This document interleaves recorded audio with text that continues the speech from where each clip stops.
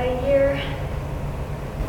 I've been snacking way too much, it's a problem. I think I've had at least 3 lunches a day alone. My chinchilla is looking at me, it's creepy. Why is he so staring?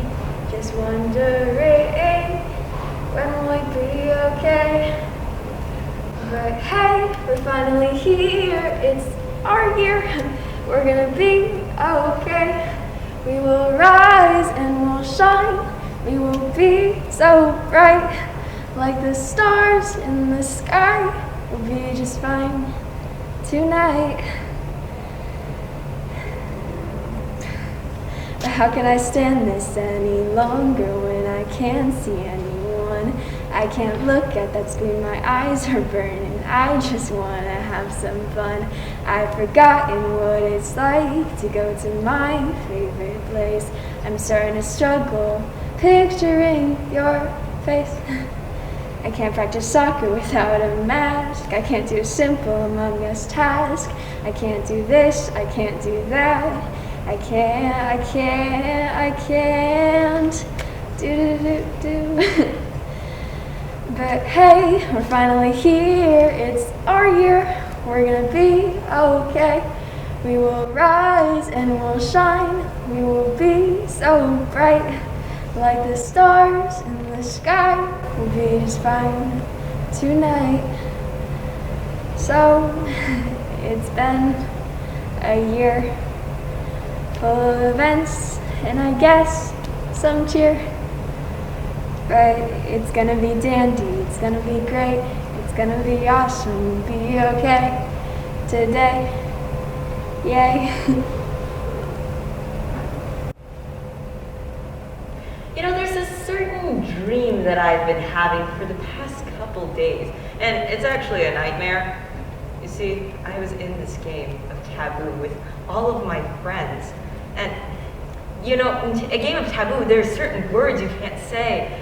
And in frustration, I just started cursing and swearing at them. And my taboo count just kept going up. This actually wasn't a nightmare. It happened last Friday. You see, there's a certain social contract that we all have to sign as a kid. It's like being in the Boy Scouts as a guy. There's a certain social contract that we all sign that is just arbitrary, created by old guys that just, Basically, what I'm trying to say is, I think that we should abolish this social contract because it's frankly kind of dumb.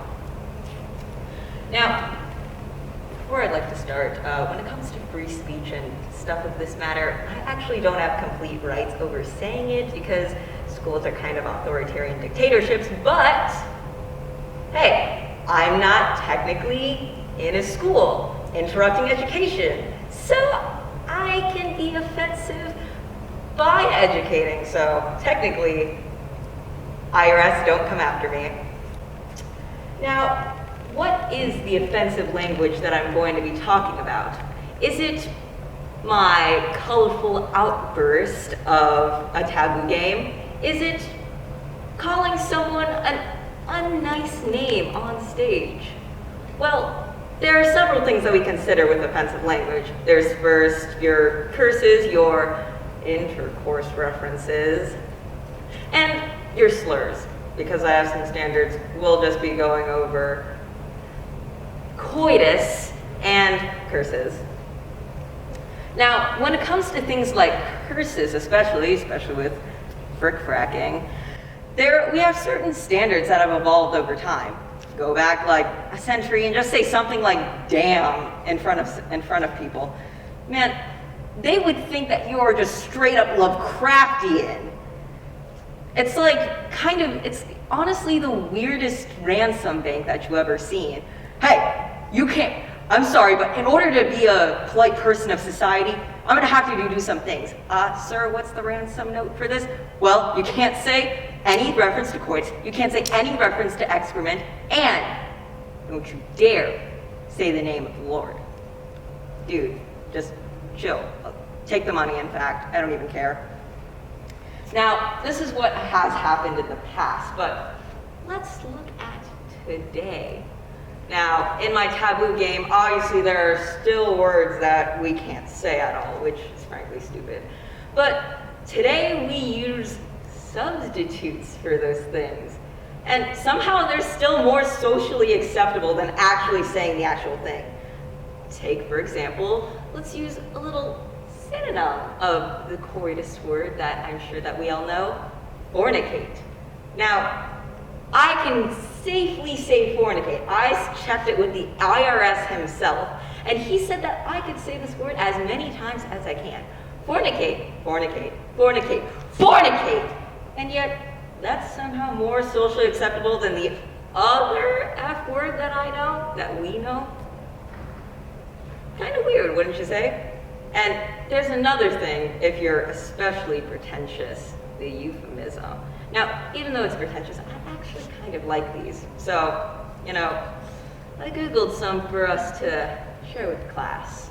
There's, doing the horizontal hula. You can, bump uglies, sweep the chimney, hit a home run, and my favorite, bone.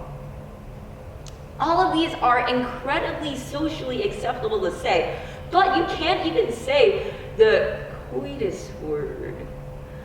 Just, what even does this logic come from? Now, we've already gone over why it doesn't really matter whether or not I should say these things, but there's a counter argument to this that everyone that I ask always says, aren't you ruining the incredible holiness of these words by constantly saying it? And to that I would argue context. You see, if I want to say something, then in the right context, I should be able to say it. We went over the First Amendment thing, and First Amendment or not, in this context, I'm not being offensive to education, so therefore it's okay. Now, what is the second reason? See, the second reason is actually very important to me, because I think it's funny. I think that all of this profanity is incredibly funny. And why is that? I mean, it's not exactly cosmically genius or anything that you would be willing to see on SNL, whatever they're doing these days, but it's funny. Some of us don't want to be cosmically genius. Some of us just want to be 11 and draw weebies on a desk. Hey, I'm not 11, by the way, I am 8. So, my dears, why should we be allowed to abolish this social contract? Well, why not? I mean, in this day and age, we should be free to say whatever we want. We should be free to just say frick frack or fornicate, We should be free to say whatever the Yep, still can't say it. The grass is always greener on the other side. My parents always repeated this phrase to me whenever I wanted what someone else had. I never really understood what this phrase meant because as an elementary school student, the grass always looked the same. When we compare ourselves to others, we compare their best qualities against our average qualities. For example, it is just like being right-handed and wanting to write with your left hand. What we don't realize is that when we do this, we're actually becoming self-destructive by trying to be better than the other person who writes with their left hand. As high school students, we want to be better than the person who is sitting right next to us. So if this person takes 3 AP classes, we feel an urge to take those same classes as well. Despite your best intentions, you may not be able to handle the rigor of these AP classes. Sometimes it's just not meant to be. You could probably shine even more when you're taking what you are capable of. And this is why you write with your right hand and the other person writes with their left. Going back to my parents' favorite quote, grass is always greener on the other side. we tend to think that the only way to outshine others is by being better than them. And it is this reason that makes us more perfect and makes us want to be more competitive. So by taking more AP classes, playing varsity in every sport, volunteering at every place possible, being the first chair in orchestra, curing cancer and getting straight A's, you are now more well-rounded and perfect, right? No, not really. This is because you are not looking at life in the full picture. What happened to spending time with family, friends, having fun, taking time for yourself? Well, I guess that went down the garbage can. You need to stand still to be able to catch opportunities. Working hard in school does not mean neglecting your family and friends. They are a support group that helps you see the world more clearly. Constantly moving does not benefit you in any way. In fact, it only takes away opportunities. Now, there's nothing inherently wrong with movement. We are not born to stay in one place, and there are so many places that can teach us and make us grow with more knowledge. And this is where movement is important. But if your life is nothing but movement, everything will just start to look like a blur. I want you to stand still, open your eyes, and see the world more clearly. Because I can do that now. Standing, I see each blade of grass clearly, in the most beautiful shade of emerald green that I can imagine. And I can't wait to see what's waiting for me on the other side.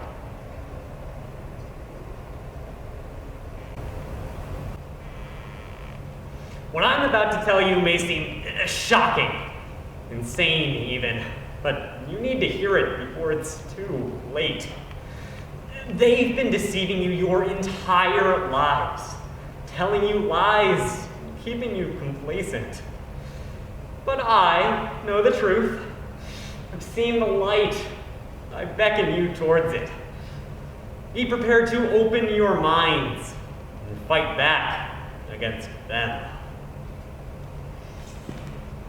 Now, it doesn't exist. You're stupid for thinking that it might, but I can't blame you. The same way I can't blame a baby for not understanding that the stove is hot. Finland is fake. It doesn't exist. It never has. But why, you say? Why would we be lied to about Finland? We love Finland. Finland's so good at democracy and healthcare and school and all that Bernie Sanders stuff. And that's exactly why their plan is so perfect. But, as the ancient proverb goes, if it's too good to be true, it probably is. You know, this all began during the Cold War between West and Russia. That's when environmentalism and caring about our planet really took off. And Russia and Japan began to plot. See, they've always had supposedly shaky relationships. There was even a war. But that's just another one of their tricks. Want proof? During World War II, they were enemies. And they're close together geographically, yet few battles were barely ever fought. And during the later Cold War, they were so friendly. Why? The answer is very simple. They shared a common secret, an asset that worked in both of their favors. That asset is Finland. But some say the concept of Finland goes back to the 1920s, but the necessity is very clear. Essentially, the space where Finland supposedly exists is prime fishing space between Sweden and Russia. Japan wants to fish here, but they want to do it without worrying about those environmental regulations. And Russia gets paid a percentage of the fish in order to keep Japan's little secret. It's genius. But how would they get the fish back to Japan? Remember the Trans-Siberian Railroad? Yeah, exactly. The last element, of course, is how Japan hides all of the shipments. Ever heard of Nokia? It's the largest company in Finland. And Japan is the largest importer of products from Nokia despite barely ever using them. So to recap, Japan and Russia have an illegal fishing industry in the space between Sweden and Russia. Russia gets paid a percentage of the fish in order to keep Japan's little secret, and Russia built the Trans-Siberian Railroad in order to transport the fish. Japan invented Nokia in order to disguise all of the shipments. I mean, it's genius. But, of course, your foolish, small minds might still not be comprehending the clear truth. So I have to go through some of the most basic concerns.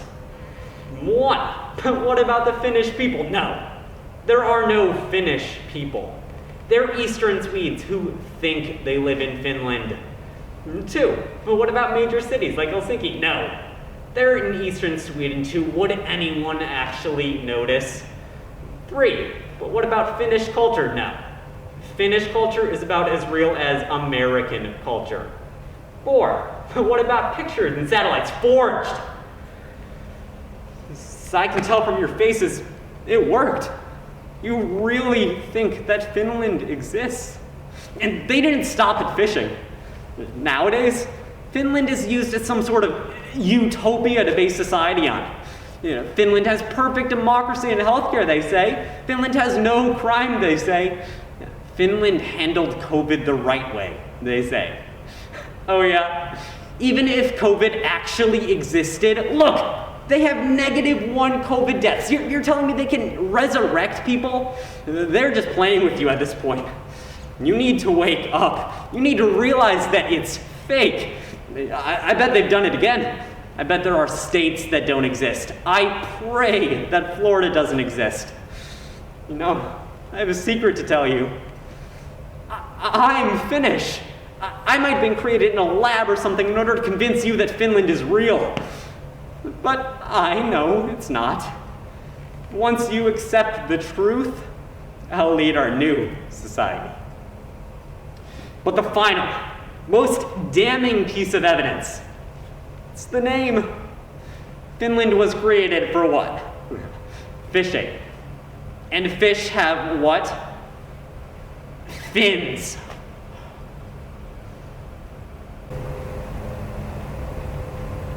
On my 10th birthday, my parents told me this complicated story of how I came to be. Apparently, I was an IVF baby and was a frozen embryo for 3 years. I took this very well. I asked, "What? How could you? You didn't love me. Thanks for spoiling my birthday."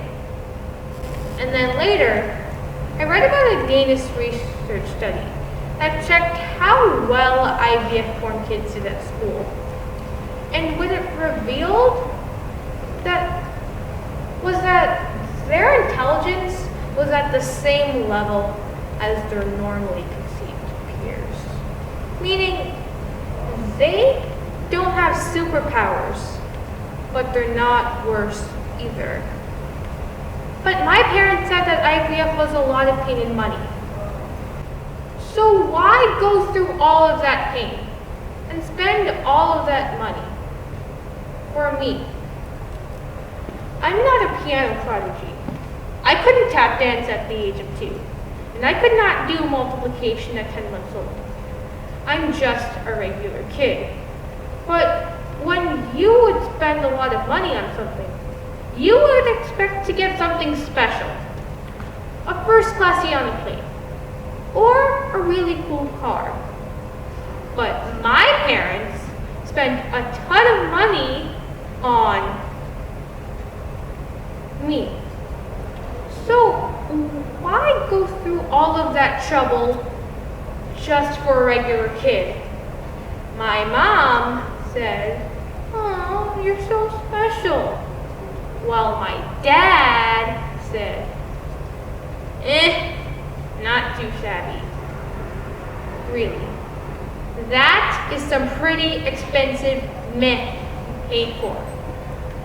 Why do people who can't have kids go through IVF? Not all people do it. So why do some people do it? Is it about seeing your own DNA or genes or whatever? I mean, I can understand some of that. I mean, thank God I don't have my dad's nose or my mom's eyebrows. So that only goes so far. I've tried to understand my parents' decision, but I can't. I can't understand why they would want me. And maybe I won't understand until it is my turn to be a parent. But my parents went through so much trouble for me. So what do my parents want from me? What is their vision for me? But then I stopped and realized if my parents have let me do what I want, and they are happy, and I am doing great, what does it matter that I'm special? I mean, my dad does say, I guess you're not too shabby. And I am totally cool with that.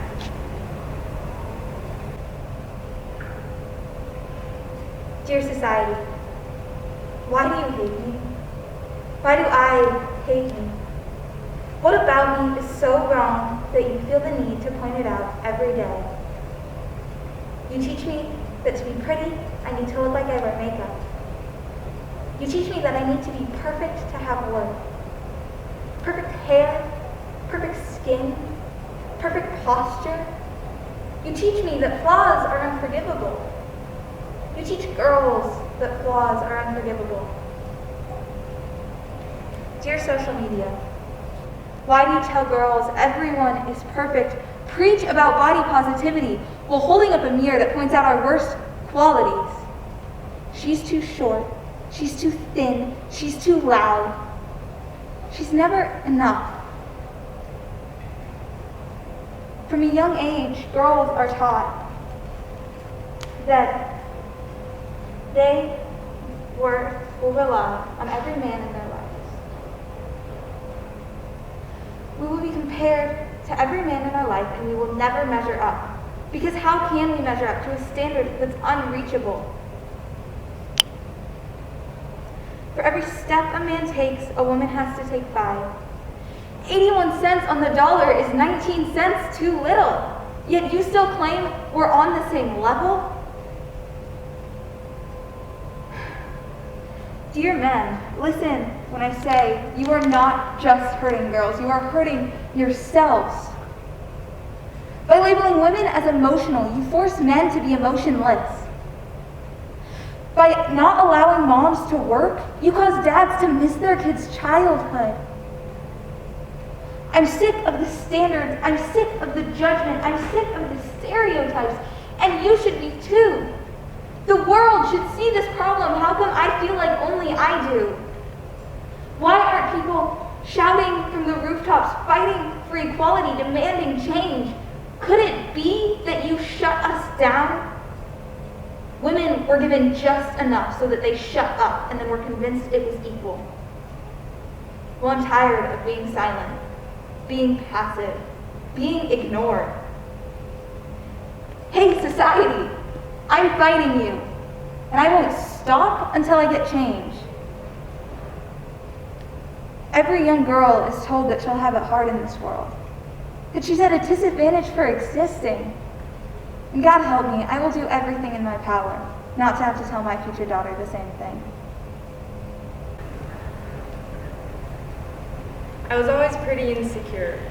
Control was something that I longed for, and the only way I could feel control was if I was exactly like everyone else, until I fell down the hole of sickness. Down there where all I needed for validation was an empty stomach, where throwing up every night meant I was doing something right. I missed the sort of euphoria that not eating gave me, the belief that each day I went without eating, I was one day closer to happiness. I'm still trying to teach myself that I was never going to be happy that way. I'm still trying to teach myself that I can't find happiness in my own pain, but when it comes down to it, I cannot forget how secure I felt when I was hungry. I still have to remind myself that a granola bar doesn't count as a meal. I still have to remind myself that you shouldn't be able to see my ribs. Being starving was like being high. I felt as if I was a bird floating, my bones dainty and hollow. For once I had the control I longed for, but there's nothing beautiful about being hollow. I'm not trying to romanticize something so heavy, but my brain made starving feel glamorous. I had become so obsessed with what I said and what I looked like that I didn't care about anything else. I didn't just hate my body, I hated myself. In reality, I held no control, I had no power. I had become a slave, addicted to starving myself like cocaine, distorting me into a world where I let mental illness run my life, into a world where real control became unreachable. In reality, I was helpless and starving, and that's the cold truth of eating disorders. No matter what euphoric world you place yourself into, the real world will manage to slip through. In my head, I was in control and I was powerful, but to everyone else, I'd become the shell of a girl who couldn't see what she was doing to herself. And although those thoughts still persist, I found new ways to control them, because recovery is better than the hole that I had fallen into. Yet I wish I could forget the habits that my eating disorder taught me. I wish I could forget how amazing that made-up world felt and bask in the health of my new one. I wish I could look at a meal as more than bread, calories, and push-ups, because sometimes when I look at a woman, all I see is her weight floating above her head like a nutrition label. And sometimes I don't go back for seconds, because all I taste is a number. On September 6, 2002, I was born. And from that moment on, I knew I would play trumpet. Now that's a bit of an overstatement, but for as long as I can remember, I had always wanted to play the trumpet. See, I was raised on the interesting combination of the Blues Brothers soundtrack and college football. I never really liked watching football, so I would always want to watch the marching band. And even to this day, marching bands are the only reason I'll tolerate football. So, after lots of asking, when I was 9 years old, my parents finally got me a real trumpet. Now, not like a cornet, a real trumpet. And shortly thereafter, I started taking private lessons. Most people started band in 5th or 6th grade, but I was such an absolute tryhard when it came to trumpet. I just had to start in 4th grade. Now, I would love to say that playing trumpet came so easily to me, but it really didn't. I struggled a lot when I was first learning, and I would get so mad at myself for not understanding. Up until that point, I'd been passionate about anything I liked on the first try, so completely failing at something was kind of new to me. Well, before I knew it, the first year of lessons was over, and it was time to start playing in the school band. At first, everything was a breeze. I knew all the basics, and I sounded so much better than everyone else. But as everyone started to learn more, I felt like I was losing my lead. I wanted to be the best. Anytime someone played better than me, I would get annoyed and upset.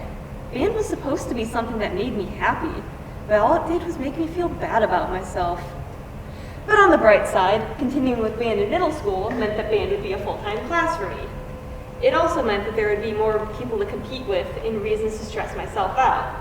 I was still practically miles ahead of everyone else because of those lessons, but that lead was slowly going away. Being in the middle school wind ensemble also gave me a leg up, but I no longer felt like I used to. Middle school meant more homework, so less time to devote to practicing. I still wanted to be the best, I just no longer had the motivation to do so. By the middle of 7th grade, I felt ready to quit. Band was hurting me, and I wasn't living up to the expectations I had made for myself. I actually think I was too stubborn to quit, and I stuck it out for the rest of middle school. Now, after months of waiting for a change, I joined marching band at the beginning of my freshman year. After all, marching bands were the whole reason I even wanted to play trumpet. Now, I don't believe in love at first sight, but whatever happened in those first few weeks of band camp came pretty close. I was accepted with open arms in a place that seemed scary from the outside. For the first time in my life, I'd found a community that I felt like I belonged in. Now, this isn't to say that my first year of marching band was perfect. I struggled a lot throughout that season and freshman year, but the upcoming marching band season was like a light at the end of the tunnel for me. Now, going into sophomore year, with my feelings towards marching band solidified, my focus shifted back towards concert band. Marching band had given me so much.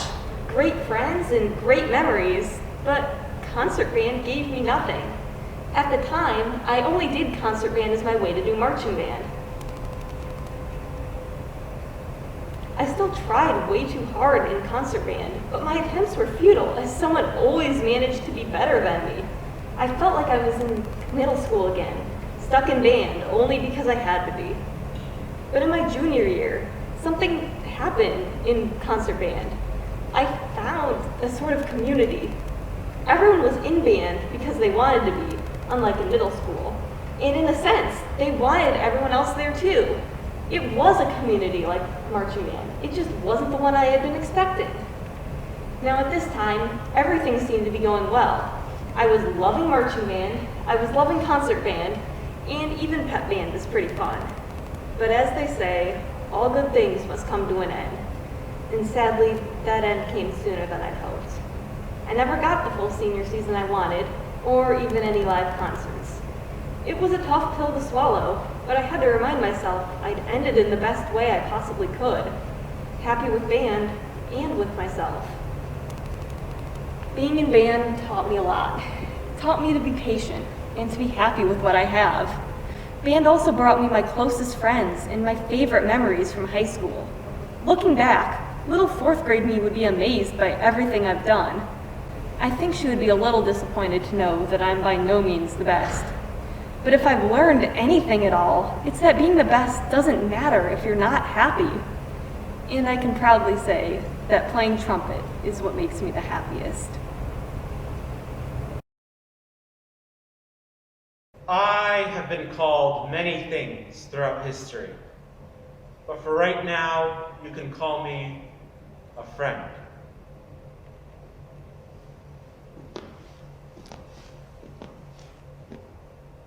Silence is a very interesting thing. It's a very fluid state. There's comforting silence, such as when the baby stops crying, and then there's sinister silence. While walking through the woods, there are always birds chirping, squirrels scampering, and leaves rustling. These all combine into a cacophony of sound and eventually become white noise and the standard background. But then, there's nothing.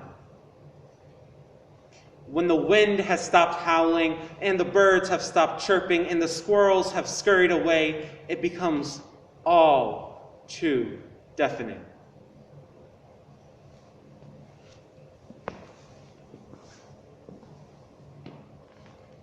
When having a conversation with a family member, a friend, a boss, whoever, there is always the awkward moment.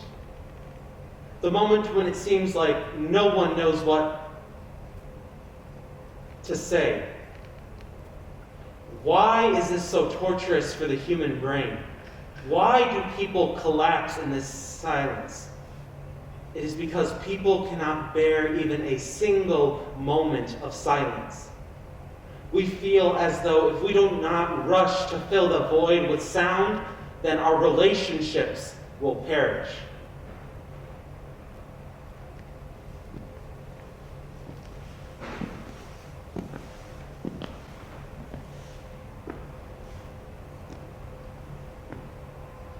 There's a famous saying that a person dies twice.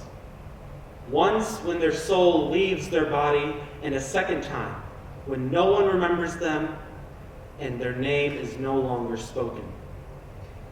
People have a desire, whether subconsciously or consciously, to always be known. And that is why you seem to have people who can talk and talk and talk and talk and talk until the end of days without having a mute button. And then you have people who are the complete opposite. Those who can't or won't speak up and say what's on their minds.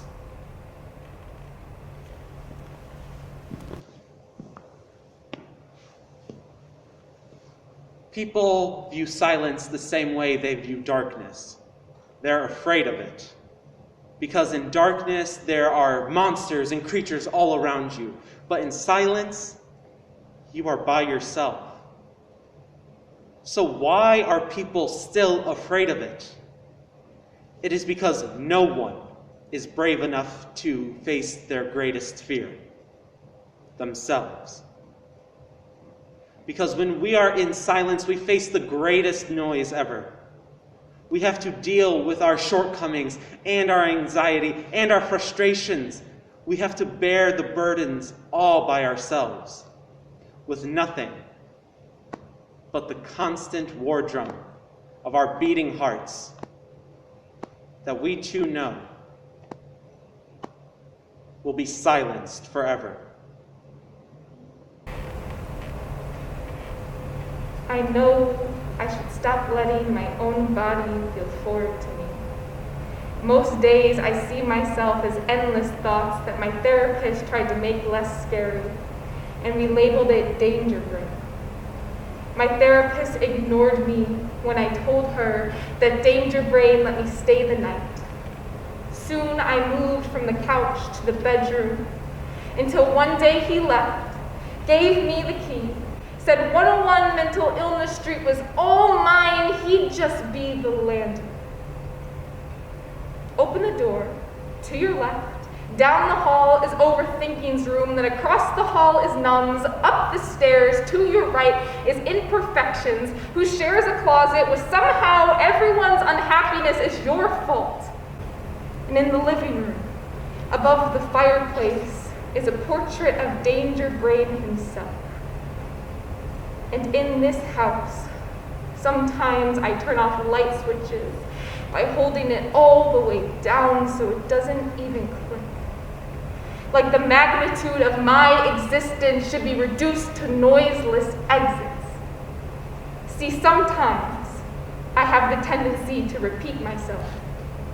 Like I have to assure myself that I actually have a voice, that I actually have a voice, that I actually have a voice. I refuse to believe that pain is the only definition of suffering, that it comes in the unbearable truth that you want to keep living, that you love the grass even though you are allergic. It comes in walking down the street to the bakery that has the best Boston cream donuts, and you hum a tune on the way home.